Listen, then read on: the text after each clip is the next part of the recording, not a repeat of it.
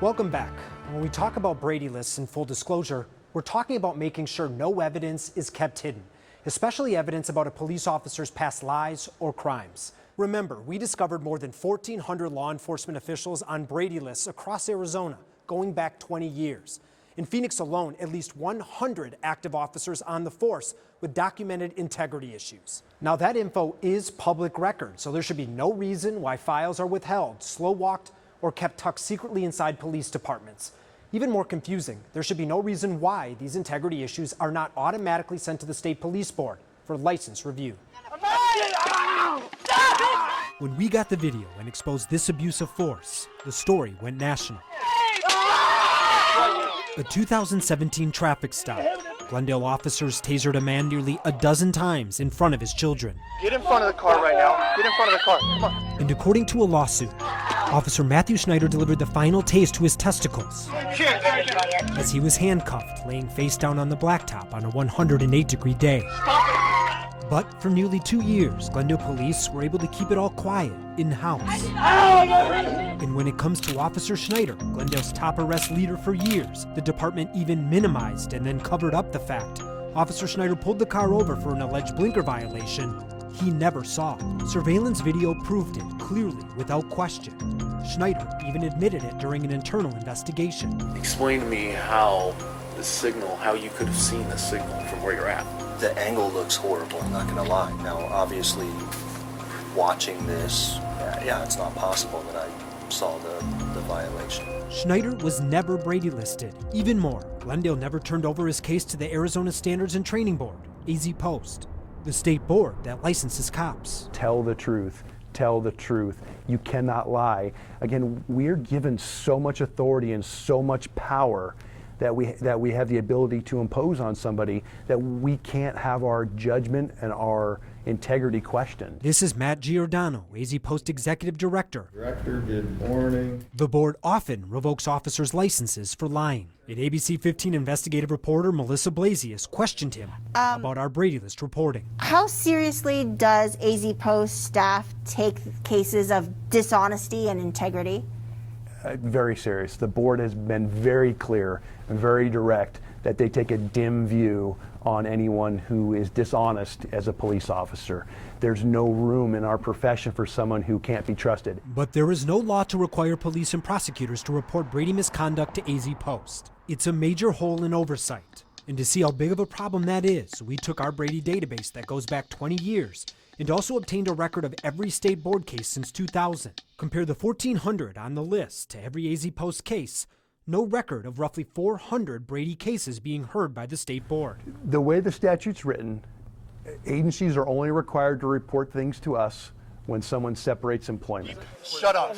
Shut up. Simply put, if police departments don't fire an officer or force them to resign, they can keep the misconduct to themselves. Most departments also let officers purge their discipline files after a few years. Records of wrongdoing gone forever. That person does not separate employment, and it doesn't come to us through a third party, whether it's a media report, whether it's a citizen complaint, whether it's a witness complaint, whether it's just an agency just notifying us.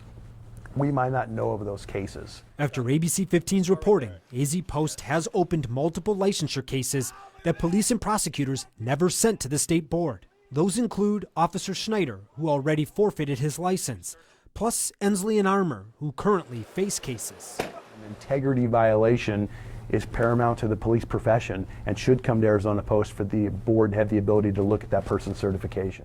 So you'd like to see every Brady case? I would think so, yes. I would. I think, again, there's different nuances for every Brady case, but I would think every Brady case would warrant at least a cursory overview by the Arizona Post Board. That's a significant statement from the executive director. See, before AZ Post, Matt Giordano was a Phoenix police commander, then executive chief at the Maricopa County Sheriff's Office.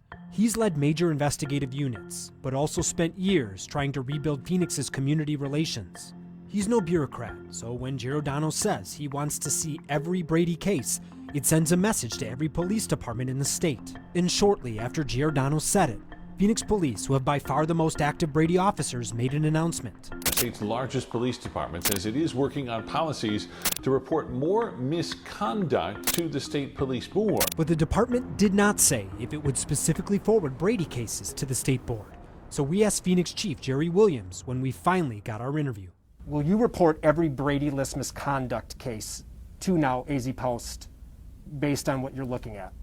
So what we're doing now is we're making sure that cases of significant discipline, to include major policy violations, major suspensions, are going to be reported, or Class 3 violations is what we call them, and I'll have you get with the PIOs on what a Class 3 violation specifically is. We're reporting those now to Arizona Post, and we started that in August of this year.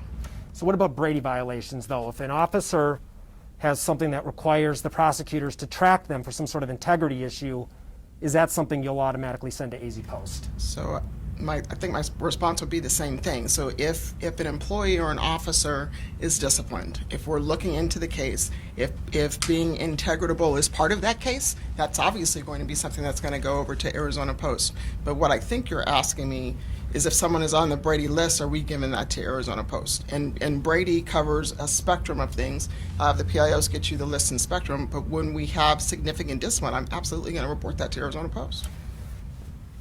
But you're not exactly answering my question. So the point is, if there's something that lands an officer now on the Brady list, will you send those cases to AZ Post? They told me they want to see them all now. Okay, so if it lands into an investigation that we're looking into, absolutely, I'm going to send that to Arizona Post.